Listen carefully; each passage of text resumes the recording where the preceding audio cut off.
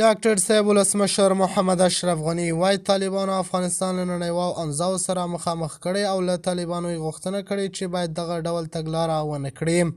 د خرابات ټي وي چینل درنو لیدونکو سلام، ستړي مه شئ، وخت مو په خیر، هیله لرم چې جوړ او روغ به یې. په سر کې یادونه کوم که خرابات ټي وي چینل مو نوي سبسکرایب کړی، په درنښت سره خرابات ټي وي چینل سبسکرایب کړئ.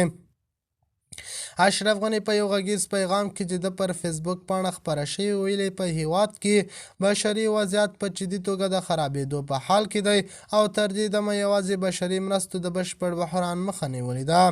ښاغلي غني د ملګرو ملتونو په ادارو کې د ښځو د کار پر بندیز هم نیوکې کړي او دا یې په عملي توګه له ټولنیز او اقتصادي ژوند څخه د میرمنو د ایستلو بهیر یاد کړی دی. ښاغلي غني ویلي دا کړنې د ځانګړي محاسبو له مخې کیږي چې د نوموړي په وینا مطلق انزاو ته ولاړ شي.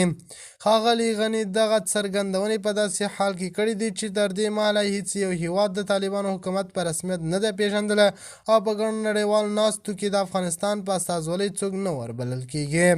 دا وروستۍ کې د ملګرو ملتونو مرستیال مشري ویلي په راتلونکي د 2 اونیو کې د افغانستان د وضعیت په اړه د یوې نړیوالې غونډې د جوړولو تکل لري چې د طالبانو د رسمیت پیژندنې په تړاو به هم پکې خبرې وشي.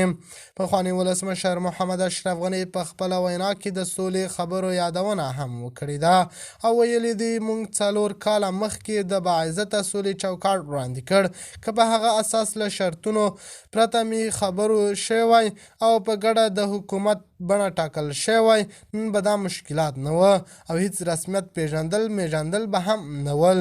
د خرابات ټي وي چینل درنو لیدونکو دا و زموږ ته د مهال چمتو کړی خبر.